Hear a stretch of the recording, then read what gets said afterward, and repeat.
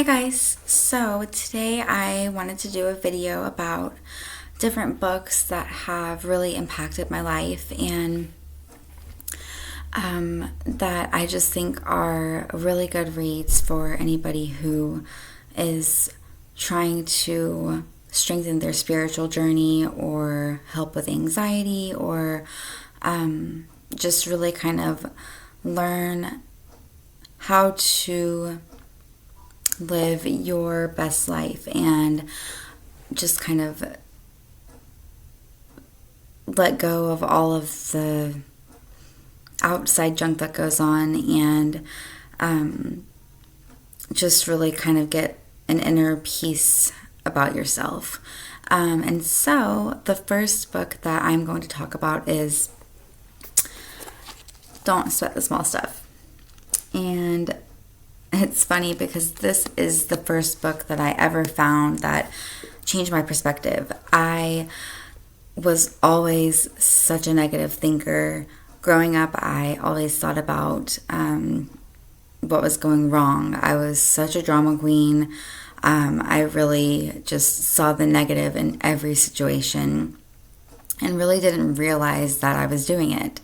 I realized that I had issues with my moods and that I let my emotions get the best of me and would overreact to a lot of situations. I was also a teenage girl, which, I mean, not every teenager is like that, but I definitely did not have a hold on my emotions. And it's funny because you can actually still see the 50-cent sticker on it right here. And I found it when I was helping my grandma at a thrift store at her church. And I picked it up and brought it home.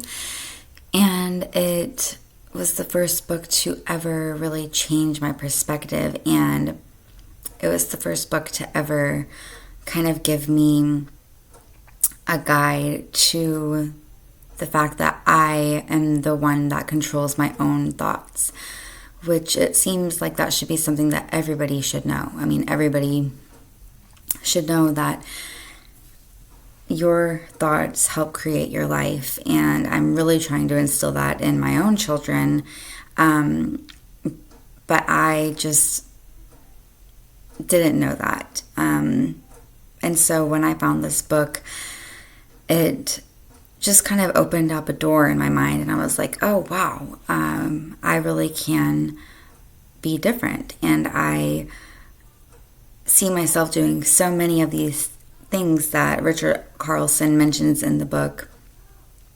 One of them in particular is the snowball effect, which is where you are thinking about something negative and in turn that snowballs everything. So every little thing that happens on top of your initial negative thought snowballs into this huge feeling of just everything is going wrong and just things cannot go right in my life or in this day or anything like that. And so I would definitely recommend this book as something for if you're new to spirituality, or not even spirituality per se, but you just want to change your way of thinking. Like if you find yourself thinking about negative things a lot, or find yourself being a pessimist, or just find yourself kind of lost in terms of being able to help control your own thoughts and control your own emotions, I would definitely recommend this because it's the kind of book that you can literally just flip to any page and it gives you a good tip. And I think it's kind of funny because usually on the days that I would read it and I would flip to a random page, it would be super relevant for what was going on in my life at that time. And I actually got the Don't Sweat the Small Stuff for Teens for my oldest, my stepson, and I was telling him that I usually flip to a page and it is relevant to what's going on in my life. And the first day that we read it together, we actually flipped to a random page and he had a sprained ankle or a sprained wrist, and it talked about that in the page that we picked. So we thought that was kind of funny. But anyways, it's just really short little snippets of things that help you to not sweat the small stuff, hence the title. And all of these are just really good bits of information, and a lot of other books that I've read and a lot of other spiritual gurus or mindset coaches or people that you see on videos that talk about positivity. It talks about a lot of these things that they enhance on and that they talk about more in depth, and it's just a really shortened version of it, which is why I think that this is a great starter book, because it's just simple, it's to the point, and it really is helpful. It's a great little tabletop book. It's great if you want to just keep it in your bag or your car or wherever. It's really such a helpful book, and Richard Carlson really had life figured out, and I didn't know until recently that he passed away quite a while ago, and I was so sad to hear about it, just because he really made such an impact. And there's a really great video on YouTube about his wife. It's his wife talking about him, and I believe it's a TED Talk that she did. And it's really sad, but it's also inspiring too. But anyways, I have a number of his books, but this is my go-to always.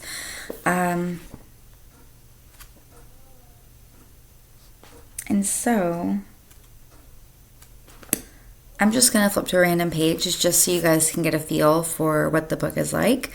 So let's see what we come up with. All right, repeat to yourself, life isn't an emergency. And I feel like this is super relevant for everything going on right now with COVID-19. Even though everything seems like an emergency right now. You've got people getting sick everywhere. You have stores running out of everything. And it's really scary. You turn on the news, you turn on your phone, and you look on Facebook or Insta or whatever that thing is called, Twitter. You look on Twitter, and it's scary. I get scared. But it's, not anything that we can necessarily control. We can't control what's going on in the world, but we can control a reaction to it. So anyways, so repeat to yourself, life isn't an emergency. In some ways, this strategy epitomizes the essential message of this book. Although most people believe otherwise, the truth is life isn't an emergency. I've had hundreds of clients over the years who have all but neglected their families, as well as their own dreams, because of their propensity to believe that life is an emergency. They justify their neurotic behavior by believing that if they don't work 80 hours a week, they won't get everything done. Sometimes I remind them that when they die, their in basket won't be empty. A client who is a homemaker and mother of 3 children recently said to me, I just can't get the house cleaned up the way I like it before everyone leaves in the morning. She was so upset over her inability to be perfect that her doctor had prescribed her anti-anxiety medication. She was acting and feeling like there was a gun pointed at her head, and the sniper was demanding that every dish be put away and every towel folded, or else. Again, the silent assumption was that this is an emergency. The truth was, no one other than she had created the pressure she was experiencing. I've never met anyone, myself included, who hasn't turned little things into great big emergencies. We take our own goals so seriously that we forget to have fun along the way, and we forget to cut ourselves some slack. We take simple preferences and turn them into conditions for our own happiness, or we beat ourselves up if we can't meet our self-created deadlines. The first step in becoming a more peaceful person is to have the humility to admit that in most cases, you're creating your own emergencies. Life will usually go on if things don't go according to plan. It's helpful to keep reminding yourself and repeating the sentence, life isn't an emergency. Funnily enough, that is really relevant in my life today. Not even regarding the coronavirus, but that's how I've been feeling so much lately. And a big part of that is because I have not been keeping up with my non-negotiable spiritual practices, which is meditating in the morning, gratitude journaling, and I love to do like a sleep hypnosis before I go to bed. And I have been totally slacking on that, and it's really been affecting me in all areas of my life, and it giving me horrible anxiety. And literally, just like that said, I've just been feeling like I have not been doing enough, and it's a really good reminder to read that life is not an emergency. So anyways, that is just a little snippet from the book, and every chapter or number that he puts is like that, and it's just something short, sweet, to the point, and a reminder of something that you can do to live a more peaceful life, which I think is what we all need right now. Again, I don't want to keep bringing up coronavirus because I know it's freaking everybody out, but it's something we need to be aware of. So I just want to say, educate yourself on it.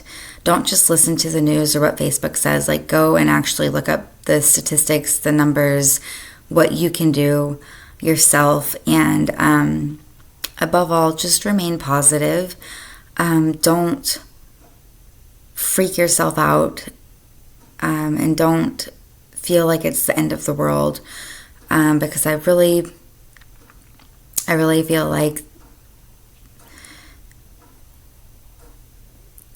this is happening, and it's scary, but